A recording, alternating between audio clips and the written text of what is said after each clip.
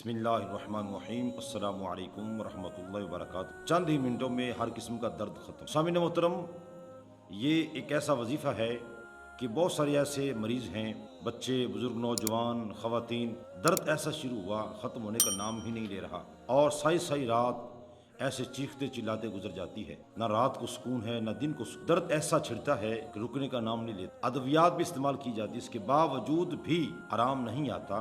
तो ऐसे मरीज़ के लिए फिर क्या होना चाहिए? नाज़रीन मोहतरम, जहाँ हम डॉक्टरी इलाज करवाते हैं, उसके साथ साथ हमें रूहानी इलाज भी करना चाहिए। क्या मालूम कि अल्लाह ताला इस रूहानी अमल की बरकत से उस मरीज़ को शिफा अता फरमा दे। तो आइए हम वो समात करते हैं कि वजीफ़ा आपने करना क्या है। ये हदीस मुबारक है, ये मिशकात शरीफ के अंदर मौजूद है कि प्यारे आका सल्लल्लाहु अलैहि वसल्लम ने इरशाद फरमाया कि दर्द के मकाम पर हाथ रखें, हाथ रख कर 3 मरतबा पढ़ना है बिस्मिल्लाहिर्रहमानिर्रहीम, और 7 मरतबा ये दुआ पढ़नी है। क्या दुआ है? अऊज़ु बिइज़्ज़तिल्लाहि व क़ुदरतिही मिन शर्रि मा अजिदु व उहाज़िरु। 7 मरतबा ये पढ़नी है। तो इंशाअल्लाह ताला इस हदीस मुबारक की बरकत से उस मरीज़ को शिफा मिलेगी, दर्द से सुकून मिलेगा, और हमेशा हमेशा के लिए उस दर्द से जान छूट जाएगी।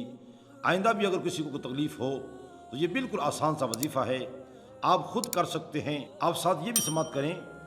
तो नहीं मोहतरम, अगर आप ये ख़ुद वजीफ़ा नहीं पढ़ सकते, कई दफ़ा ऐसा होता है कि पढ़ना नहीं आता, ना ज़ुबानी याद होता है, आप किसी से कह दें, ये आपके सामने लिखा हुआ आ रहा है स्क्रीन के ऊपर, आप इसको लिख लें, किसी से लिखवा लें, और जब कोई दर्द हो, जब जिस्म के किसी भी हिस्से में दर्द हो, आप किसी से लिखवा कर पढ़वा लें या ख़ुद पढ़ लें, पढ़ कर दम कर दें। इंशाअल्लाह ताला चंद ही मिनटों में दर्द दूर हो जाएगा और सुकून नसीब होगा।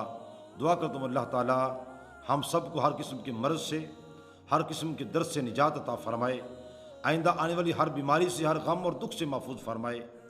आमीन सुम्मा आमीन। अगर आपको हमारी वीडियो पसंद आई है तो हमारे चैनल को सब्सक्राइब करें, बेल आइकन को ज़रूर प्रेस करें, ताकि हमारी हर आने वाली नई वीडियो जो है आप तक बआसानी पहुंच सके और आप उससे इस्तिफ़ादा हासिल कर सकें।